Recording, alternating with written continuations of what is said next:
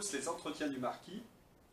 Alors pour ceux qui ont vu les vidéos précédentes, vous savez que je fais une série sur comment devient-on un farouche partisan du Frexit. Alors les deux premières vidéos, je rappelle les titres, 1988 ou la destruction de la France, deuxième vidéo Maastricht, et aujourd'hui je vais traiter de la responsabilité de l'Union européenne dans l'échec de l'intégration et de l'assimilation des populations étrangères. Quand on évoque ce genre de problème, généralement vos adversaires politiques vous disent l'Europe n'a rien à faire dans cette histoire, c'est de la responsabilité de l'État français et non pas de l'Union européenne. Eh bien si, c'est l'Union européenne qui a fait en sorte que les populations étrangères venues d'Afrique ne puissent pas s'intégrer et s'assimiler. C'est une accusation grave que je vais essayer de vous montrer à travers ces vidéos. Je voudrais rappeler que quand ces populations étrangères sont venues s'installer en banlieue, il y avait une culture française. Alors, cette culture française, elle était dominée par un parti qui était le Parti communiste. Alors, on peut critiquer beaucoup de choses des communistes, ce sont nos adversaires politiques, mais il y a une chose qu'on peut leur reconnaître, tout au moins à l'époque, c'était un parti laïque et qui transmettait une culture ouvrière. Une culture ouvrière qui s'appuyait sur la tradition culturelle française. Autrement dit, les populations étrangères qui étaient venues s'installer, les Italiens, les Espagnols et les Polonais, étaient devenus des petits Français. Par ailleurs, vous trouviez ces enfants dans les postes généralement de l'administration française. J'ai eu beaucoup de collègues d'origine italienne, espagnole, polonaise, qui étaient issus de l'immigration des années 20 et 30. Alors, dans ma dernière vidéo, j'étais resté à 92 Maastricht. Qu'est-ce que je deviens? Je passe les concours de l'éducation nationale, je deviens professeur, et en tant que jeune professeur, je choisis, je suis professeur certifié agrégé, je choisis d'être un remplaçant, et non pas être sur un poste fixe. Alors c'était des raisons, j'ai envie de dire, stratégiques, parce qu'on gagnait beaucoup plus de points en étant remplaçant, ce qui nous permettait, quand on avait gagné ces points, d'obtenir le lycée que l'on convoitait. Bon, les choses ne sont pas du tout passées comme cela, je vous expliquerai cela dans une autre vidéo. Donc, de 1995 à 2001, je change d'établissement très souvent. Je suis dans la banlieue parisienne et ces établissements sont généralement en banlieue dure, dans des cités, c'est vraiment des collèges de cités. Et là, je découvre un monde. Bon, je n'étais pas allé de la dernière pluie, je connaissais qu'il y avait des soucis, mais j'ai vraiment découvert quelque chose au-delà de ce que je pouvais imaginer. Alors, pour traduire un petit peu ce sentiment, je vais m'appuyer sur un film que j'aime bien. C'est un film de Jim Jarmusch. Son nom, c'est Dead Man. Dead Man de Jim Jarmusch, qui doit dater d'ailleurs de ces années de mon enseignement de 1995 à 2001. Je regarde la date d'ailleurs, il est de 1995. Et l'acteur principal est notre ami Johnny Depp. Alors, que raconte ce film? Johnny Depp joue le rôle d'un comptable, un peu timide, mal dans sa peau, qui obtient un contrat, c'est bien rémunéré, dans l'Ouest américain. Il habite l'Est. Alors l'Est américain, pour ceux qui ne connaissent pas bien, c'est New York, hein, c'est ces endroits très européanisés, très civilisés en quelque sorte. Donc, nous sommes au XIXe siècle, c'est un western, il prend le train qui va de la côte Est à la côte Ouest. Il va d'un milieu civilisé, la côte Est, vers un milieu sauvage, la côte Ouest. Nous sommes dans la période des westerns, hein, des cow-boys et des indiens. Et quel est le rapport avec moi? Ah, c'est une bonne question. Et puis moi j'habite le centre de Paris. Et je prends le train de banlieue à la gare Saint-Lazare et je vais dans des cités difficiles. Alors je ne vais pas de la côte Est à la côte Ouest, je vais du centre de Paris vers la banlieue. Eh bien, ce trajet de train, c'est celui de notre ami Johnny Depp. Parce que, au fil, et ce que j'aime beaucoup dans ce film, c'est qu'on voit ce trajet. Au début, les passagers descendent, hein, ce sont des hommes en costume 3 pièces, avec des femmes, avec des grands chapeaux, des falbalas.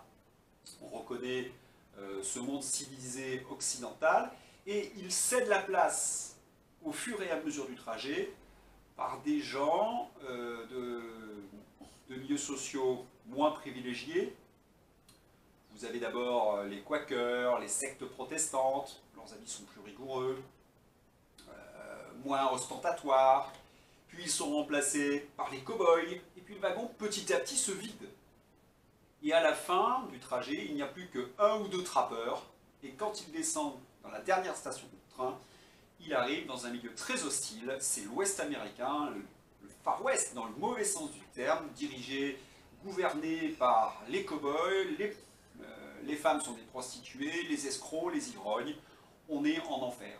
Son trajet de train, c'est un voyage au bout de l'enfer.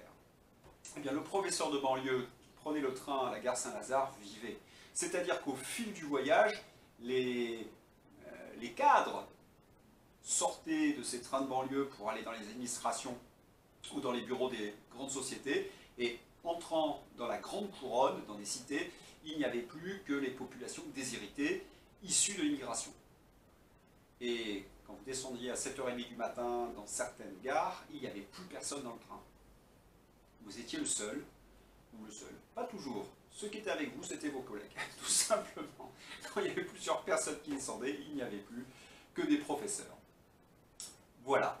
On vivait cela. Il y avait une sorte de frontière. Alors, dans le film américain, c'est l'Ouest-Est, la Est-Ouest. La frontière de train de banlieue, c'est de passer de la petite couronne à la grande couronne. Les collèges où on nous laissait enseigner, je veux dire on nous laissait, hein, en fait le terme n'est pas juste, je vais me corriger. Non, on ne nous laissait pas enseigner justement. Je reviendrai sur cette expression un peu plus tard. C'était des collèges véritablement abandonnés, un peu comme notre Dead Man joué par Johnny Depp. Nous étions livrés dans un lieu hostile. Souvent le collège, c'était la seule chose qui restait de la République française. Tout avait disparu. Il n'y avait plus de commerce, il n'y avait plus de service, il n'y avait plus de commissariat, il n'y avait plus que le collège, au milieu de la cité. Ce collège était généralement entouré de grillages très hauts pour éviter les intrusions. Et on comprenait quand on entrait dans ces collèges que nous vivions au milieu d'une zone de non-droit. C'était le Far West.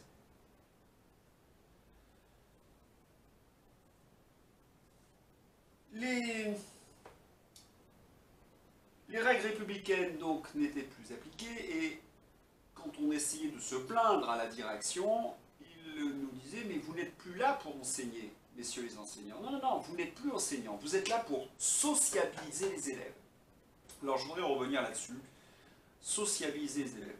C'est un terme, je ne sais même pas s'il existe réellement. Je l'ai noté dans... à l'époque, j'avais écrit un roman sur ces années-là, et je l'ai mis entre guillemets, sociabiliser. Non, je n'étais plus là pour enseigner. J'étais là donc un peu comme dans le Far West américain, un shérif pour établir l'ordre. Non plus. Non, juste essayer qu'il n'y ait pas de guerre civile. Une sorte de ressort qui devait amortir le choc de l'immigration. Alors, c'était évidemment pas tenable, d'autant que si on réfléchit à ce que me disaient ces proviseurs ou ces principaux, vous êtes là pour sociabiliser les élèves, mais est-ce que les parents d'élèves qui mettaient leurs enfants dans ces collèges et lycées étaient au courant qu'on n'allait pas leur apprendre à lire et à écrire, mais qu'on gérait les difficultés sociales de la cité? Ça, c'est un des plus gros mensonges. Et cela explique aussi pourquoi ces collèges et lycées de banlieue ont vu leur niveau s'effondrer. On n'est peut-être plus là pour véritablement enseigner, mais pour essayer de garantir, dans une certaine mesure, une paix sociale.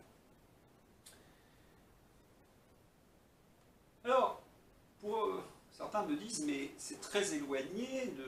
Je sens déjà la critique derrière votre écran, mais quel est le rapport avec l'Union européenne? Eh bien, on y vient petit à petit. Je suis obligé de présenter un cadre, et je vais vous donner juste un élément que j'avais traité dans mon roman de l'époque, qui va vous expliquer pourquoi l'Union européenne est coupable. Vous ne verrez pas de suite quel est le lien. Ça sera certainement dans la deuxième vidéo, je m'en excuse, elle est un peu longue, je vais faire 2 vidéos de 12-13 minutes. Un jour, le chef d'établissement me convoque et me dit « Vous allez emmener vos troisièmes assister dans l'amphithéâtre de l'établissement à un spectacle d'un griot. » Je dis bien un griot. Alors un griot, c'est un conteur africain. Ce conteur africain venait du Sénégal. Donc, le chef d'établissement m'impose sur mes heures de cours un spectacle d'un conteur africain. Remarquez que je ne vois pas d'inconvénient, hein, mais je ne comprends pas très bien ce qu'il vient faire dans mon cours de troisième, comment je peux le justifier vis-à-vis du programme, mais enfin, pourquoi pas. Alors, ce griot fait son spectacle, il nous parle de cases, d'autruches, de lions, d'un jeune garçon, hein, ça ressemblait un petit peu, en souvenir, je le mélange un peu avec Kirikou, mais enfin c'était à peu près ça, hein, c'était une ambiance Kirikou. Nous étions plusieurs évidemment dans cette salle, nous n'arrivons pas à tenir nos élèves, c'est un chahut, le griot est obligé de s'arrêter plusieurs fois, de les engueuler, bon, c'est un désastre. En même temps, quand on y réfléchit, on voit mal comment ce spectacle aurait pu passionner les élèves. Ce griot, j'apprends qu'il gagne plus de 7500 francs par intervention, qui tourne dans tous les établissements de la zone. Donc ce n'est pas un fait isolé, d'une idée d'un chef d'établissement ou d'un professeur qui a décidé de faire une attraction. Non, non. C'est le rectorat qui impose le griot. Et là, on se dit, mais comment est-ce possible? Pourquoi ce griot vient dans ma classe faire ce spectacle et c'est décidé par le rectorat? Vous ne voyez toujours pas l'Union européenne, et pourtant il y a un rapport. Suite au spectacle, je ramène mes élèves dans ma classe, et là, c'est la guerre civile. Hein.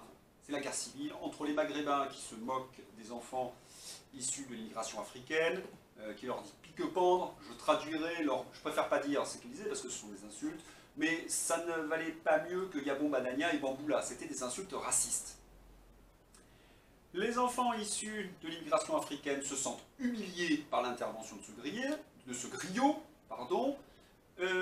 et me disent, moi de toute façon je ne suis pas sénégalais, je suis malien, ou ceux qui sont... D'ailleurs, j'avais pas de Sénégalais dans la classe, donc ils se sentent humiliés. Il y en a un qui me dit, mais vous ne pourriez pas me donner une image plus positive de l'Afrique que cette image, genre, dans mon roman, j'avais mis médiéval, hein, un peu barbare, quoi, hein, c'est un peu un décalage. Donc c'est un véritable désastre, et toutes les ethnies, en fait, s'affrontent hein, dans la discussion qu'on était amené à faire suite au spectacle. Voilà pour cette première partie. Je vois que je vais dépasser l'heure, donc je vais être obligé d'arrêter cette vidéo. La deuxième partie, si vous avez aimé, vous allez peut-être comprendre. Pour l'instant, vous n'avez toujours pas compris quel est le rapport avec l'Union européenne. Ça sera dans la deuxième partie. A tout de suite.